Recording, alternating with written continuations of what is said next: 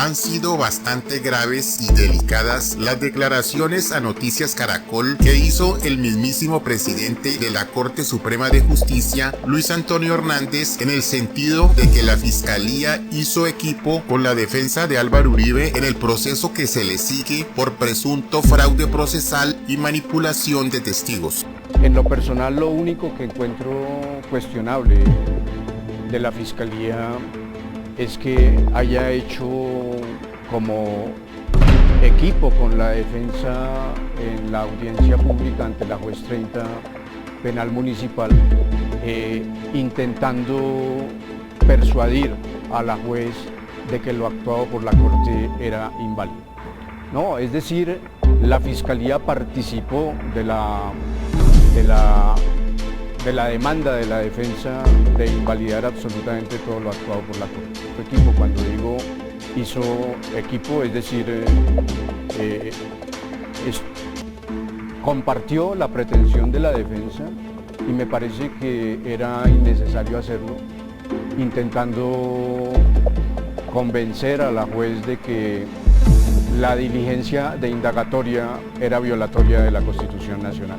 Esta declaración, que según el mismo magistrado fue a nombre propio y no del alto tribunal, ocasionó un blanco de críticas y generó una declaración de un grupo de abogados, tanto nacionales como internacionales, que monitorean las garantías judiciales en el caso del expresidente Uribe. Para ellos, las palabras de este magistrado Hernández son contrarias al principio de independencia judicial. Aclaremos, querida audiencia, que nosotros como ciudadanos sabemos menos que los abogados especializados en estas materias. Por lo tanto, lo que está haciendo este magistrado, supuesto presidente de la Corte Suprema de Justicia, es una declaración con claro sesgo ideológico y político a favor de una de las partes en un proceso que ya no es de su jurisdicción. Ante esta declaración, distintos juristas nacionales expresaron su preocupación. Por ejemplo, el jurista Francisco Bernate, abogado y profesor de la Facultad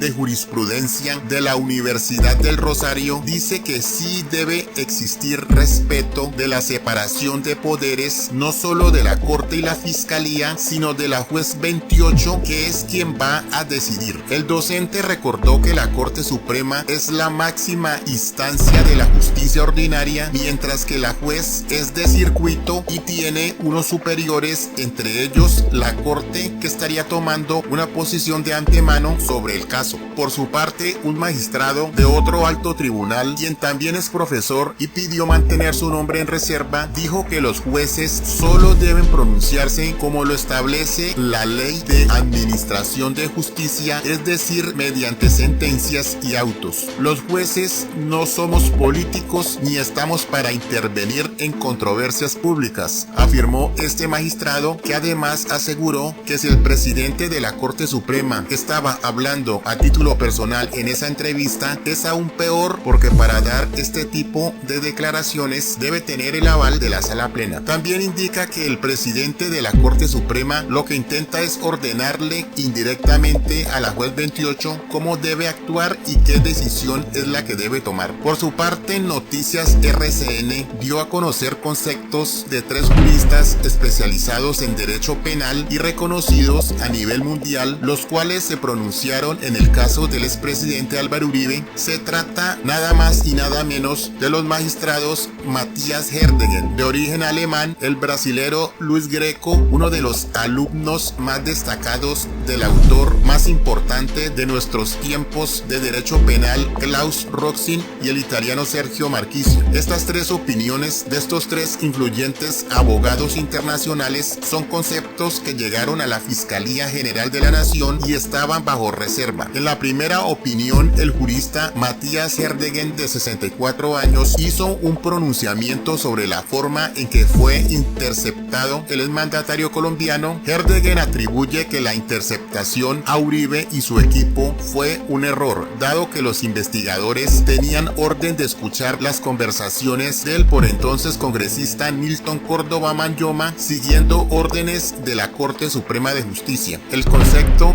de este abogado fue más o menos el siguiente. Desde cualquier punto de vista, las comunicaciones entre abogado y cliente exigen especial protección.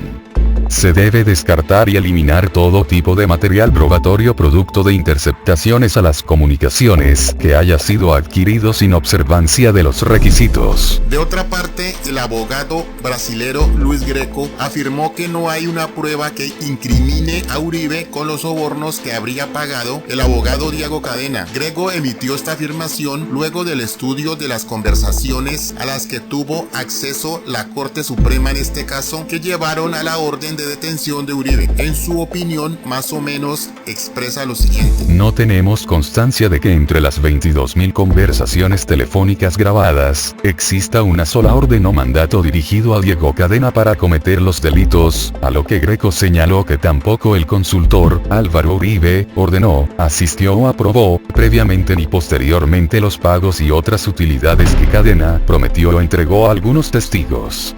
Y por último, el concepto del abogado italiano Sergio Marchisio, en el que dice que hubo un error de procedimiento en una de las audiencias, sobre el que elaboró una parte de su concepto que más o menos dice lo siguiente. Resulta que el 23 de febrero de 2018, la Sala de Casación Penal interrogó a un testigo sin la presencia de la víctima o su defensor. Sin embargo, los magistrados sí permitieron que el congresista denunciante Iván Cepeda y sus abogados tuvieran conocimiento del proceso 52.240 y se les permitió participar en estas diligencias, mientras que para Uribe y su abogado el proceso permanecía oculto. Si la fiscalía coincide con la posición de una de las partes en cualquier proceso, no en este, en cualquiera, ¿significa que se ha amangualado con esa parte? ¿Qué hace entonces la fiscalía cuando tiene que decidir de qué lado está?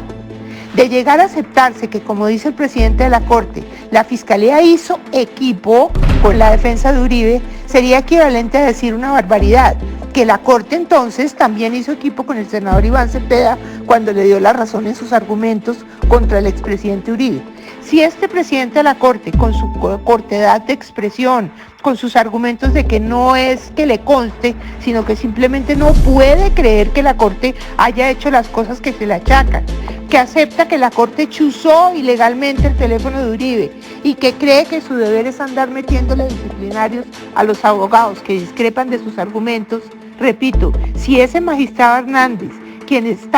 es quien está poniendo la cara para limpiar a la Corte de su pasado, de los bustos, de los ricautes y de los malos, los del cartel de la toga,